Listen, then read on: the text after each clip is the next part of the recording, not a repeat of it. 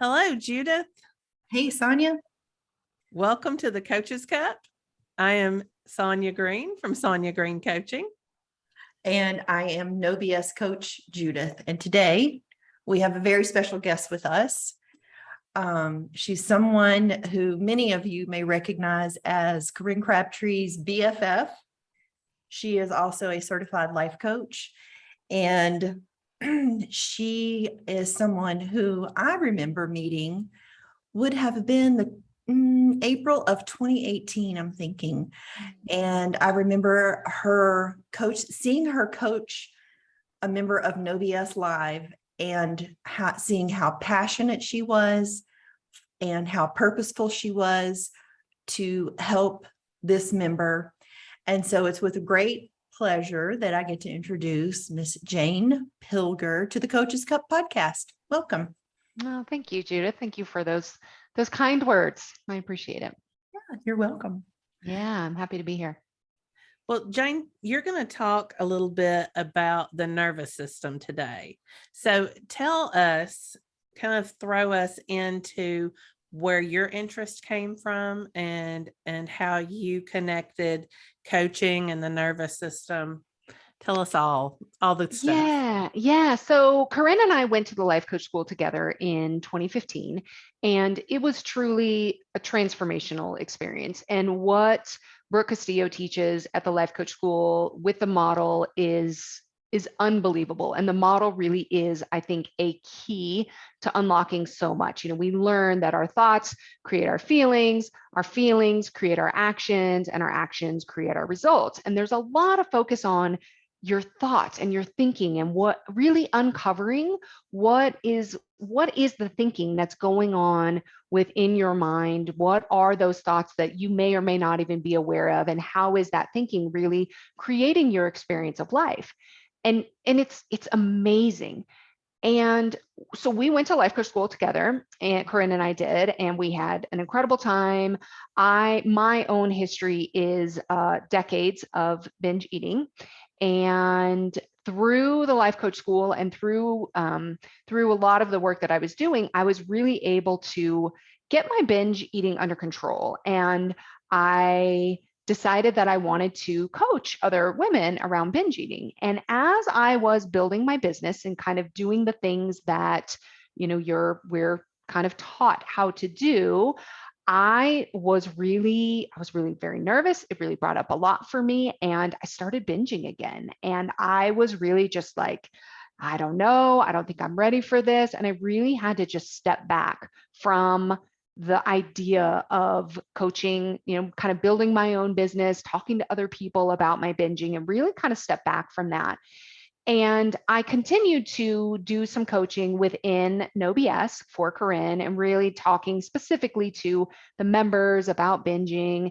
But I was still really struggling myself. I thought I had the answer in, no sugar, no flour. And okay, yes, that's the answer, but that was not the answer.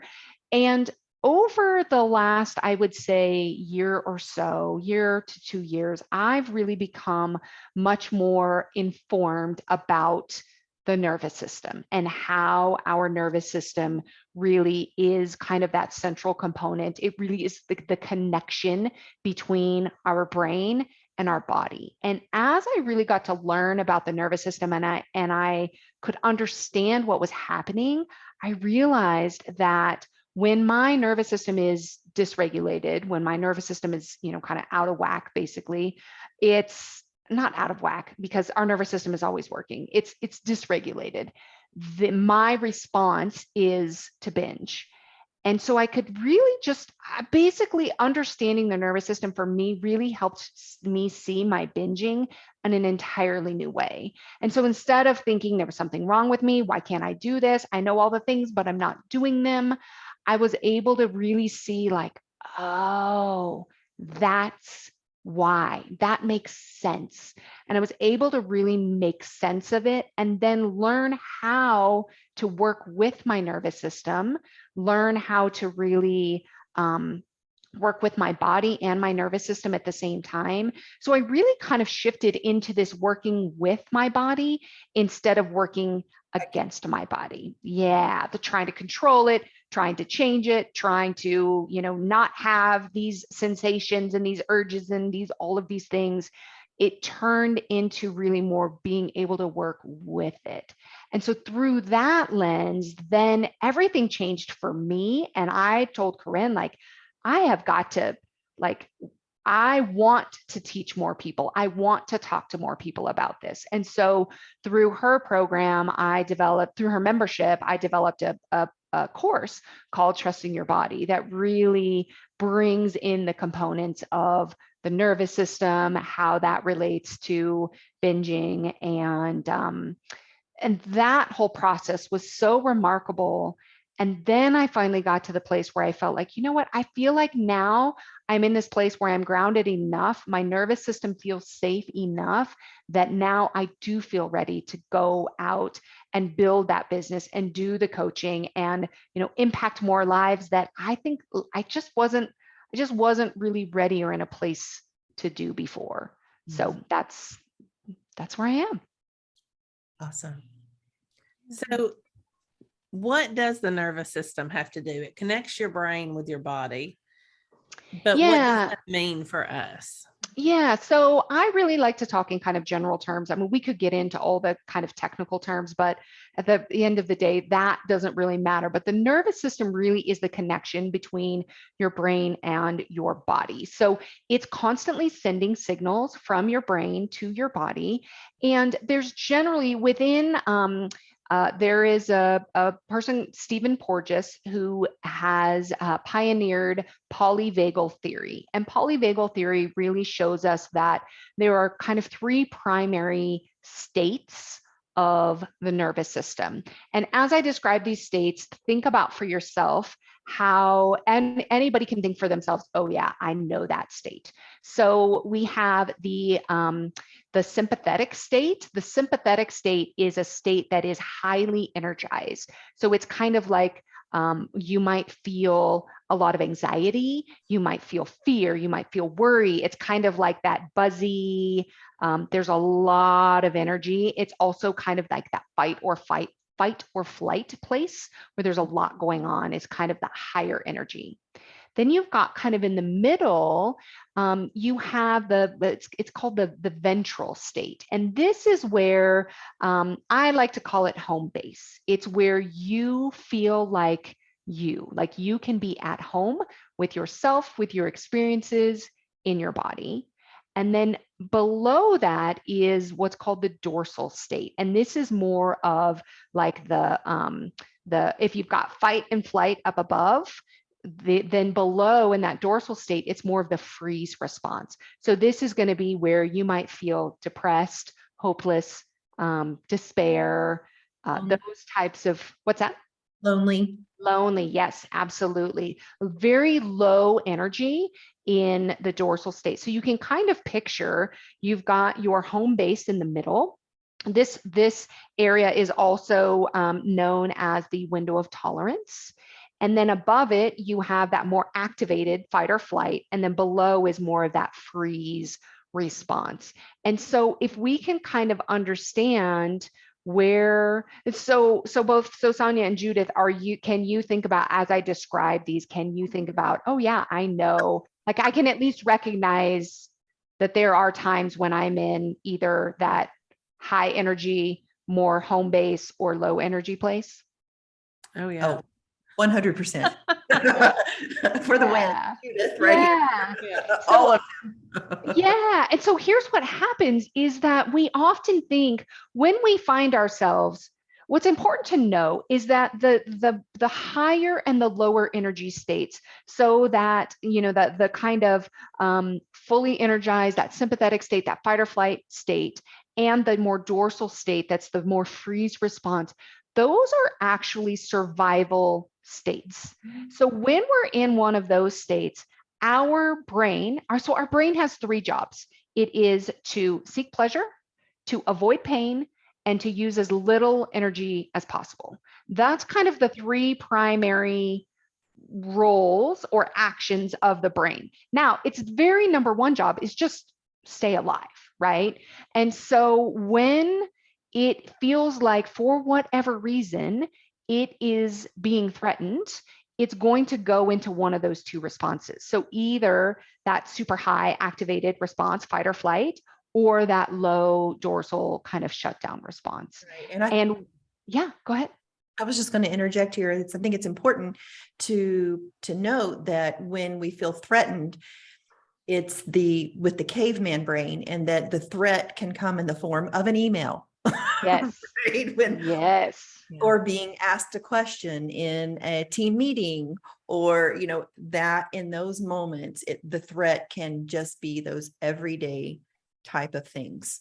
It's a perceived threat. So Yeah. whether it's truly a threat or not doesn't really matter. And that's why it's kind of like, I don't understand why we might think, I don't understand why I'm reacting the way that I am. Like logically, I know that this is not that big of a deal.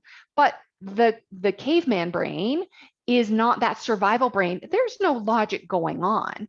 And what's really important to remember is that when we're in that survival response, either way, whether we're in that high energy or we're in the low energy response, we don't even have access to the logical part of our brain, that prefrontal cortex that makes the decisions and, makes our plans and has our goals and, all of the things. And so many times when we say like, I know what to do, I just keep not doing it. Well, sometimes we are not doing the thing because we're literally in our survival response, and that logical brain just isn't even, it's not even available. It's not even on board. So we get so mad at ourselves, but our brain's actually working exactly as it's intended. And so what's beautiful to really understand is like, oh, okay, number one, the nervous system and the state of your nervous system is just a state. It's not you. So Judith, you talk a lot about your anxiety, right? So the anxiety is more the state of your nervous system. It is not Judith is anxious. It's not you personally. It's more the state of your nervous system.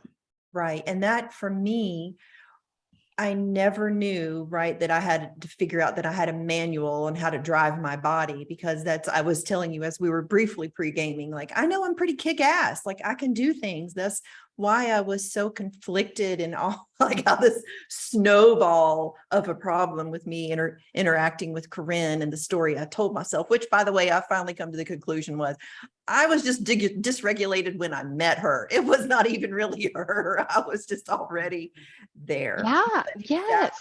Exactly. Well, and that's another really important thing is that each one of us, so we naturally all of us are always going to spend time in all three states. So there is no perfect world where we are only in home base and we never, go into fight or flight, or we never go into shutdown. That just doesn't exist. We're always going to be kind of going between all of the states, but our bodies generally kind of learn that each body has really its own preference of where it kind of likes to be within the nervous system. And this is really based upon your past experiences, how you were raised, how you were talked to, how you then start talking to yourself is going to inform where your body likes to kind of live in its nervous system. So Judith, you in the past have spent way more time up in that kind of activated state. And what happens is a lot of us, it's kind of like the body just, that becomes more of the normal. Yeah. Yeah. So I like to think of it as like a thermostat. So, you kind of, everybody has their kind of comfortable temperature. This is what I like to, set my temperature gauge at home. And so, that 72 to 74 degrees is kind of where we're comfortable. And if it starts getting a little bit warmer, we might want to adjust. If it starts getting colder, we might want to adjust. And the same thing happens for our nervous system. Where we spend the most amount of time, our body actually gets used to being there. And so that's why when, if somebody is more of that high energy, so the high energy, that's going to show up as somebody who is constantly doing. has a hard time sitting down, slowing down, constantly like working. Maybe it's always, checking the to-do list or whatever. It can show up that way. It could show up as ruminating, constantly worrying, thinking about what might happen. There's just a lot of kind of buzzy energy around that. And so that if that's where you're used to, when you start kind of becoming aware of your nervous system and trying to work with your nervous system, it can feel very weird and very almost unsettling when you try to slow down, because you're used to being at this very high energy place. So you get used to it. But the beauty of the brain and neuroplasticity is that we can adjust, and we can really train ourselves within our nervous system to be able to spend more time in that home base. We can expand our home base. There's all kinds of things that we can do with the nervous system. But the first part of it is really just understanding what the nervous system is. We each have our own unique nervous system. There is no good or bad nervous system. It's just, this is how I'm wired. And this is kind of how this is the state that my body currently prefers to be in, but it's malleable. It is changeable, but it's not a switch. But what happens is we can get stuck in the certain places. We can get stuck up above, we can get stuck below. Then for those of us who spend a lot of time up above, we end up going to behaviors to try to bring us down. So for me, and for a lot of people, it's food. Maybe it's food, maybe it's alcohol, maybe it's shopping, maybe it's, whatever, to kind of like bring that energy down. And we kind of teach ourselves, many of us, for those of us who, started using food to try to regulate our nervous system, it's kind of a really brilliant thing that we figured out for ourselves, that the food can kind of like, it does bring you down, but it brings you down, particularly if you're eating in massive quantities, like in a binge, it's going to bring you down all the way below. Then you end up in that dorsal place, that shutdown, that shame, that hopelessness, that despair. As I hear you saying that, I'm at some point in my 20s, and I think back on this about, I'd had a miscarriage and was seeking professional help, and they put me on lithium. Right. And I know, I'm like sitting here and I think about the nervous system now and who I am and what could have been just a dysregulated nervous system, that this was the course of action, and I'm sharing this in hopes that other people, that someone may be listening and just questioning, could it be my nervous system? Could this be was I just having highs and lows and not able to regulate myself? And a doctor doing his best. I'm sure it wasn't with malicious intent, but just questioning. Yeah. Wow. Yeah, that's so interesting. I actually found Corinne in 2008. It was February of 2008, and I had actually just had a miscarriage, and I was binging like crazy, and I was just, I was at such a low point, and that was really part of the impetus of me finding Corinne. So that is so interesting to hear. Yeah. And I'm going to ask a question that it feels a little bit like a stupid question, even though I know there are no stupid questions. But how do you know, like, where it is that your body likes to be? Yeah, no, it's a great question. I think for anybody who's really just kind of, for anybody who's just learning this, or is like, wow, this is all new to me. What I encourage that you do to begin with is just start to ask yourself, like, okay, if I can just picture, I can kind of picture 3 zones, right? I can picture this middle zone that I call home base. Then I can picture this more activated energy place, and I can picture this more below kind of shutdown place.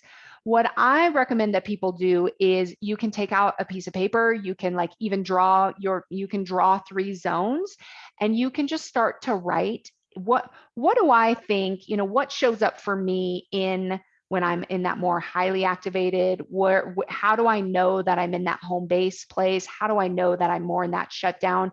And I like to do it both with emotions as well as actions. Kind of how do I know, like what are just kind of the signs that I'm in one of these places? And so the high activation is going to be like fear, anxiety, worry, those types of things are going to show up above.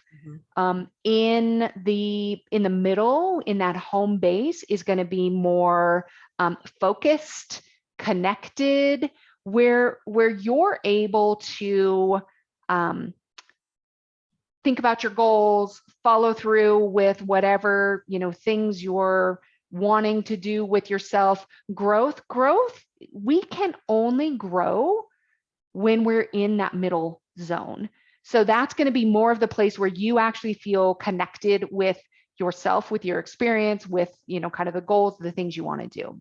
I think, I'm sorry, I want to go ahead. Yes, please. But when I hear you say that as someone who experienced, anxiety last year, the steady state of anxiety, that's where thought work is not helpful. Yes. I could not thought work my way out of my nervous system, and I was aware of it. I was telling everyone I could, because they're like you said, journal. Are you journaling? I'm like, the last thing I want to do is sit still with a pen. But as a coach, I was, of course, being mindful that I was judging myself and thinking I should be, and this should be working. And, Yes. I'm so glad that you said that, because we really only have, like I said before, right? We only have access to that logical thinking brain, the prefrontal cortex. We only have access when we're in the middle zone, when we're in home base. And so when you're above home base, when you're in that like buzzy, anxious, like you want to go eat all the food or drink all the wine, or, just watch all the, think about all the potential places your kids might be right now or whatever, right? When you're in that place, sitting down and, journaling, it's not available to you. It's just, and that's why, there is a limitation on thought work. Thought work is brilliant when you're in that middle zone. And so doing thought work kind of when you're reflecting back, when you're in a place where you are more connected, having more of that kind of like practice of journaling when you are with your coffee, when you're in a very safe place, when you're feeling all of those things, like that is beautiful, amazing work that you can do. But when you are in it, there's just parts of your brain that are not accessible. But that doesn't mean you're hopeless and you're just going to go do the thing no matter what. There are just other things that you're going to want to do rather than, pick up a pen and try to say, what am I thinking right now?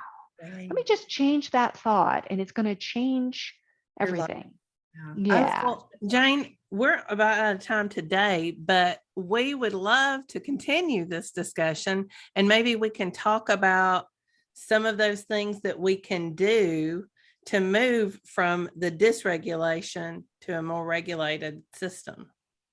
I think that sounds amazing. I do want to just finish up with, I feel like I didn't fully answer the question you were asking about with the just kind of like identifying how to identify maybe even where you are, or like what part of like what state you spend in more. So just to kind of wrap up that answer. So when you're below, that's going to look more like your depression, your hopelessness, you're just on the couch watching Netflix, you're in bed, maybe you're sleeping a lot, those types of things, that's going to be more of the lower. So when you're trying to evaluate what state does my body like to be in more, when you can kind of identify, okay, what are the things that I do in those areas is going to be different for each of us, then you can kind of just say like, okay, well, if I look at a piece, like a piece of pie, 100%, what sort of percentage do I think I spend in any one of these? And so that is just a great way to kind of just gain awareness of right now where your body likes to be in the state of its nervous system. So yeah. Thank you. That's awesome. Huh.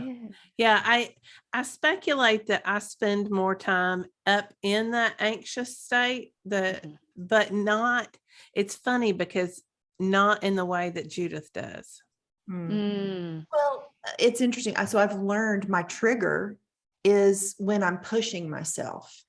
That gets me like over the top into the hijacked brain, where I'm going to say it. I'm pretty useless to myself anyway, but I'm so much more aware of that now and able to recognize the cues right away of that I'm pushing or thinking I should be doing more or working harder. That type of language can get the heart going, and then the interoception starts happening, and I can get clicking real fast. One of the things we can talk about when we continue this conversation is some of those differences, like Judith was talking about in the last podcast about anxiety. She was talking about, kind of where there's like the differences where you have that anxiety that kind of comes up for all of us, right? That you can kind of work with.